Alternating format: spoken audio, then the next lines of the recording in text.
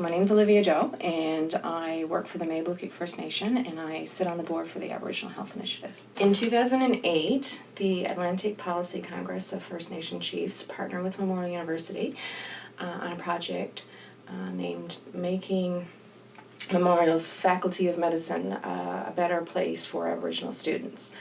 So it had two key areas that they focused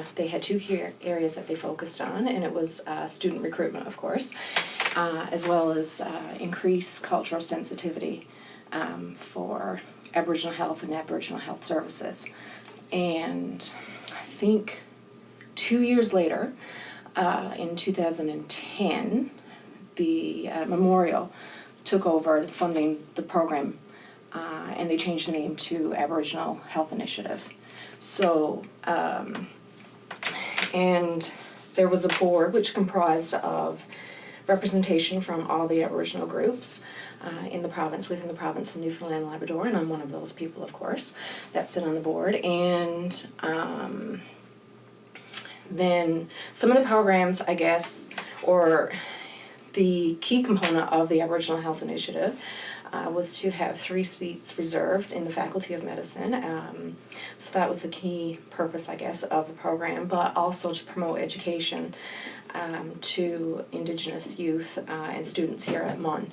So the Aboriginal Health Initiative has, in 2011, there was a program that started called the Pre-Med Summer Institution Program. And that was open to university students that were interested in the Faculty of Medicine.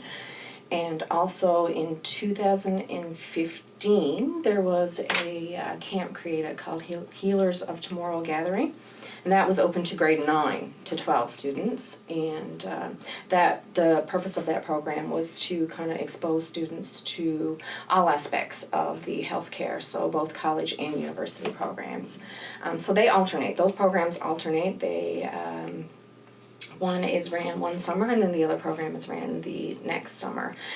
The Pre-Med Summer Institute is actually a partnership between Memorial's Faculty of Medicine and the Labrador Grenfell Health. So, and of course, then the different groups, we provide funding as needed for students to attend this program. And also the Aboriginal Health Initiative promotes the MCAT. So there's a grant in the amount of $1,000 that Aboriginal people can apply to help prepare for studying for the MCAT. This year is the Pre-Med Summer Institute. So last summer was the Healers of Tomorrow Gathering Camp, which was held out in Corner Brook. And this year will be the Pre-Med Summer Institute that will be offered. The Pre-Med Summer Institute is open to university students.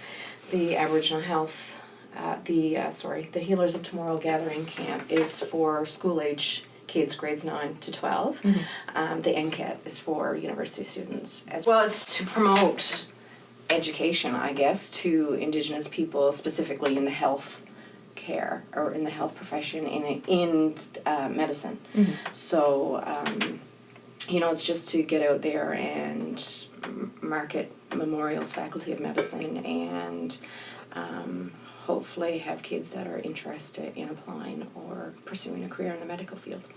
I guess having people attend the Pre-Med Summer Institute makes it a success. Having youth attend the Healers of Tomorrow Gathering camp, it makes it a success.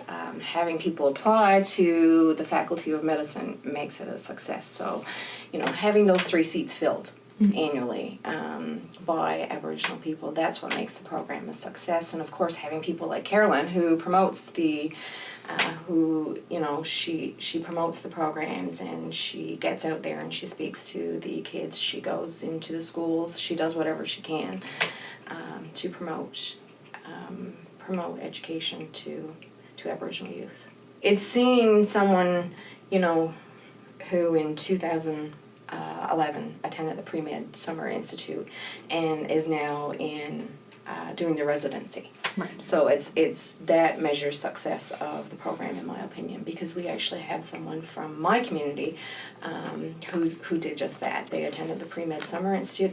They were interested in medicine but wasn't quite sure. Attended the Pre-Med Summer Institute, loved it, and then applied to the Faculty of Medicine, got in, just graduated, and is now doing their residency. So Wow. that makes it a success, in my opinion. It's great that Memorial has taken the initiative to have a program such as this one. I think it's great that Memorial has a place for Aboriginal students to go, like such as the Aboriginal Resource Office, so that they can they feel like they are a part of something, and then they can also go and in between classes and just chat with other Aboriginal students, and they can learn from each other, and they don't have to leave their culture behind when they go to university. So I think Memorial has taken very positive steps towards making Indigenous people feel like they belong to the university, and it's they have their own little community that they can kind of feel safe and learn in.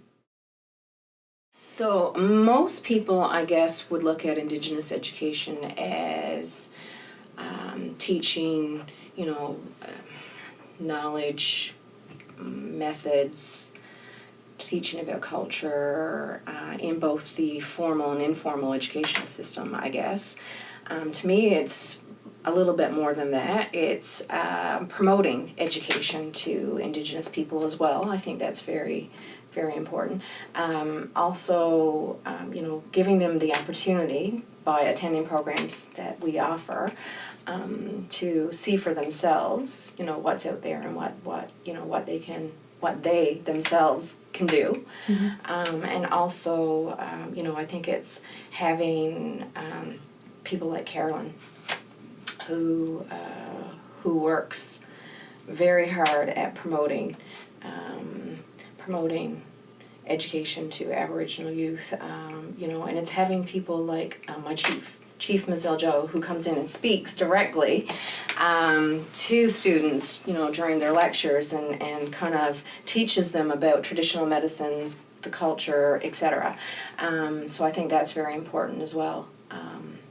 And that's very important in promoting Indigenous education.